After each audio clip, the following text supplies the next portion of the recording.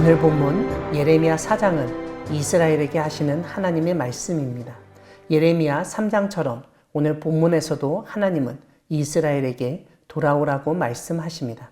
하나님은 이전에 하나님으로부터 떠났던 이스라엘이 돌아오기 위해서 해야 할 일을 세 가지 알려주십니다. 첫째, 이스라엘은 이제까지 섬기던 가증한 것을 없애버려야 합니다. 가증한 것은 바로 우상을 의미합니다. 두 번째는 하나님께 돌아오기로 마음 먹었으면 그 마음이 흔들리지 않아야 합니다. 마지막 세 번째는 진실과 공평과 정의로 하나님의 사심을 두고 맹세해야 합니다. 하나님을 두고 맹세한다는 말은 만약 그 맹세를 지키지 않았을 경우 하나님의 처분을 그대로 받겠다는 의미도 포함합니다. 이렇게 할 때 이스라엘은 하나님께 돌아갈 수 있으며 자기 스스로만 잘 되는 것이 아니라 하나님을 향해서 복을 빌고 자랑하게 될 것이라고 알려주십니다. 3절에서 하나님은 유다와 예루살렘에 사는 사람들이 실제적으로 해야 하는 일을 언급하십니다. 묵은 땅을 갈아야 한다는 것입니다. 가시덤불 속에 파종하지 말라고 말씀하십니다. 이러한 말씀은 그 뒤에 언급하는 마음 가죽을 베라고 하는 말씀을 보면 그 의미가 더욱 정확해집니다. 즉 마음 중심에서 하나님께 돌아오지 않고 겉으로만 돌아오는 척하고 삶에서 하나님을 믿고 따르는 열매를 맺지 않는 경우를 두고 지적하신 것입니다.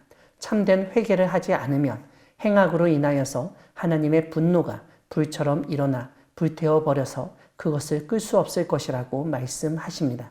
5절에는 유다와 예루살렘에 선포한 말씀이 나옵니다. 그 내용은 나팔을 불라는 것입니다.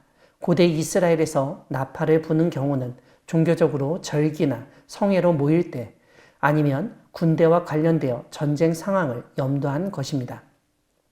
오늘 본문은 바로 전쟁의 상황을 미리 대비하거나 전쟁에 대처하게 하는 말씀입니다. 그 뒤에 나오는 견관성으로 들어가자고 한 것을 볼 때 적군이 쳐들어오는 상황에서 방어시설로 피하자는 경고 의미인 것을 알 수 있습니다. 6절을 보면 깃발을 올리고 도피하고 지체하지 말라고 되어 있습니다. 이렇게 신속히 대피해야 하는 이유는 하나님이 북방에서 재앙과 큰 멸망이 이르게 하셨기 때문입니다. 유다 땅을 폐허로 만들 존재가 나왔으므로 애곡하여야 한다고 말씀하십니다. 애곡이라는 것은 원래 누군가 죽었을 때 상가에서, 즉 장례식장에서 하는 행동입니다.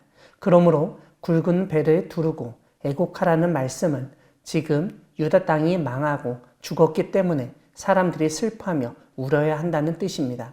9절을 보면 이렇게 공동체가 하루아침에 망하게 되었을 때 왕과 지도자들이 낙심할 것이라고, 제사장들은 놀랄 것이며 선지자들도 깜짝 놀랄 것이라고 말씀하십니다.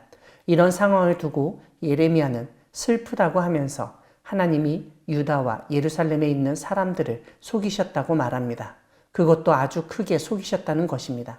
왜냐하면 하나님이 너희에게 평강이 있으리라 하셨는데 전쟁이 일어나고 칼에 죽게 생겼기 때문입니다. 만약 칼이 눈앞에 보이고 전쟁이 일어날 줄 알았으면 그렇게 하지 않았을 것이라고 변명하는 것입니다. 12절을 보면 하나님은 시편 1편에 알곡과 쭉정이 비유에서처럼 강한 바람으로 심판하셔서 쭉정이는 날아가 버리게 하십니다. 이것은 진짜 바람이 아니라 13절에 나오는 엄청난 군대로 인한 심판인 것을 알 수 있습니다. 14절은 마음의 악을 씻어버리면 구원을 얻을 것이라고 알려줍니다. 15절을 보면 단과 에브라임에서 소리가 울려 퍼지는 것을 알려주십니다. 사실 단은 이스라엘의 가장 북쪽을 가리키는 말이기도 했습니다. 우리가 잘 아는 단에서부터 브엘세바까지라는 말은 이스라엘 영토를 뜻하는 것으로 흔히 백두에서 할라까지라고 이해하시면 됩니다. 브엘세바가 아니라 에브라임이 나타남으로써 이것은 분열왕국 시대의 북이스라엘 영토를 말하고 있는 것입니다. 그런데 16절에 보면 이렇게 외치는 이유는 예루살렘에 알리기 위해서라는 것입니다. 즉 북이스라엘의 문제가 아니라 지금 유다가 먼 곳에서부터 오는 적들에 의해서 예루살렘이 포위당하고 함락당할 위기에 놓여 있다는 말입니다. 이것은 바로 예루살렘이 하나님을 거역하였기 때문에 나타난 심판임을 알려줍니다. 예루살렘의 길과 행위가 심판을 부르게 했는데 다 악했기 때문이라는 것입니다. 이러한 예루살렘에 대한 무시무시한 심판 선언을 들었을 때 예레미야의 반응이 19절부터 나타납니다. 한글 개역개정 성경에서는 슬프고 아프다라고 되어 있습니다. 새한글 성경은 아이고 배야, 아이고 배야라고 번역했습니다. 지금 예레미야가 배를 아파하는 것은 나라가 망하게 되는 상황을 누구보다도 먼저 알고 그 슬픔과 감정을 온몸으로 받아들였기 때문입니다. 여기서 우리는 하나님의 참된 예언자는 하나님의 멸망을 선포하면서도 그 진노의 대상이 겪을 고통을 자신의 몸을 통해서 느낄 수 있다는 점을 깨닫게 됩니다.